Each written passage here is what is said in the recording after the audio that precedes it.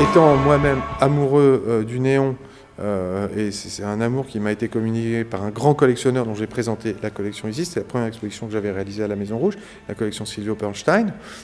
C'est vrai que lorsque je me suis intéressé au sujet, je me suis aperçu avec beaucoup d'étonnement qu'il n'y avait pas de livre, ou peu s'en faut, vraiment quelques publications éparses, et qu'il n'y avait jamais eu aucune grande exposition consacrée à ce sujet. Enfin, ce que j'ai pu constater, c'est que quand je me suis adressé à des artistes, que ce soit de jeunes artistes ou des artistes vraiment très confirmés qui utilisent le néon depuis de nombreuses années, la réponse a toujours été la même, c'était enfin une exposition consacrée au néon. Parce qu'il y avait ce désir chez eux de faire le point, de pouvoir, au travers d'une exposition, sentir, comprendre qu'est-ce qui avait été fait, sur quoi on était peut-être aussi en train de s'ouvrir. J'espère qu'on ne prend pas mon geste comme un enterrement du néon, au contraire.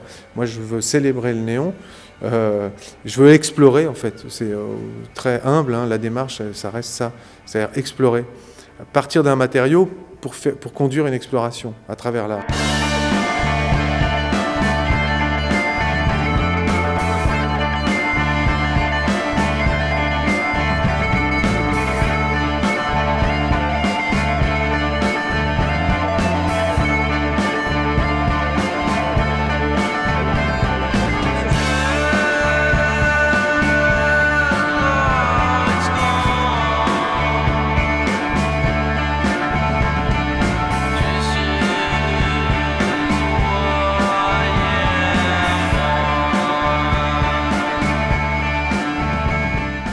L'histoire du néon dans l'art, c'est une histoire qui s'écrit un peu à rebours du progrès scientifique. Le néon, dans les années 60, on va dire, il est déjà, entre guillemets, technologiquement dépassé. C'est devenu quelque chose d'extrêmement populaire, qu'on trouve à tous les coins de rue, mais du point de vue de la technologie de la lumière, c'est quelque chose qui est déjà dépassé. Alors, quand il rentre dans le champ de l'art, il arrive avec ses propriétés spécifiques, et c'est vrai que c'est un matériau assez simple, on va dire. C'est simple sur le plan technologique, mais c'est surtout très simple du point de vue des opérations qu'il autorise à réaliser.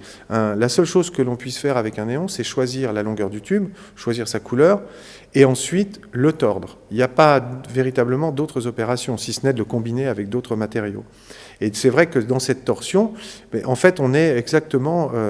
on est à la racine des choses. Quand l'homme commence à tracer des signes, il peut soit tracer des signes abstraits qui vont évoluer vers le langage, soit tracer des signes mimétiques et partir vers le dessin. Et c'est vrai que cette histoire du néon dans l'art rejoue cette grande histoire de la ligne ou du signe que l'homme trace et qui conduit tantôt vers le langage, tantôt vers la figuration.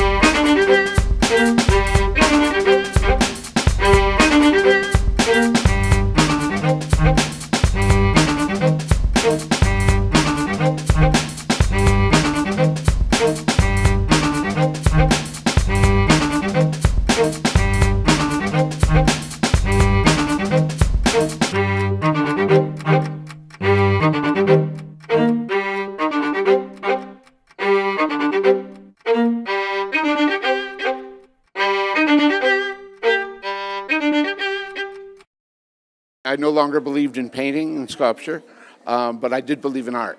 And so I had to find a way to make art, even though I didn't want to use the form of authority that traditional materials imply. So using neon, of course, did not have the high art a priori value that a painting or a sculpture has. People didn't think art when they looked at neon. They thought a kind of public speaking, usually for advertising. So I use it because it wasn't like painting. It wasn't like these things. You have to, if you want to communicate, take some kind of concrete form, just like the noises I'm making now affect your ear in this thing we call English. Je pense que ce sont des artistes qui jouent avec la couleur électrique. Ils sont en phase, ils sont en empathie, ils sont dans une relation peut-être de désir ou de plaisir avec un matériau très particulier qui est la couleur électrique. Parce qu'il n'y a pas d'art en soi sur la photographie, il n'y a aucun médium qui soit un art en soi.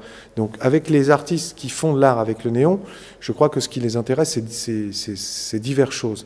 Il y a l'histoire du matériau en tant que tel, son passé, on va dire, entre guillemets, trivial d'enseigne commerciale, il y a cette mémoire de l'enseigne, il y a cette prégnance aussi et cette banalité du matériau qui est là à tous les coins de rue, dans toutes les villes la nuit.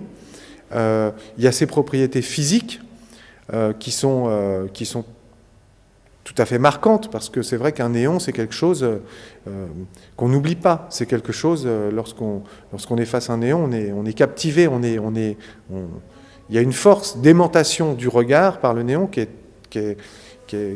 très, très considérable. Dès lors qu'il y a de la lumière, il y a théâtralisation, il y a métamorphose de la forme, il y a d'un coup une émotion, il y a quelque chose de la captation rétinienne.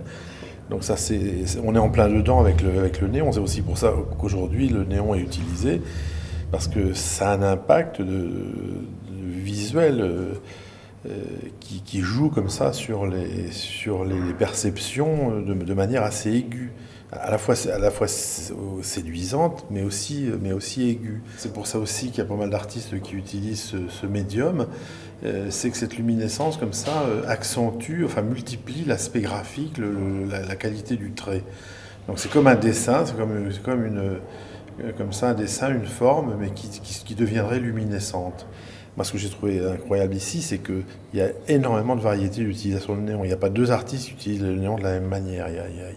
À chaque fois, la matérialité de la lumière est complètement différente. Parce que dans ce médium-là, on aurait pu avoir finalement des choses qui se rejoignaient, qui étaient un peu confuses et tout, alors que là, il y a une diversification formidable. Moi, je pense que c'est un champ d'action très vaste.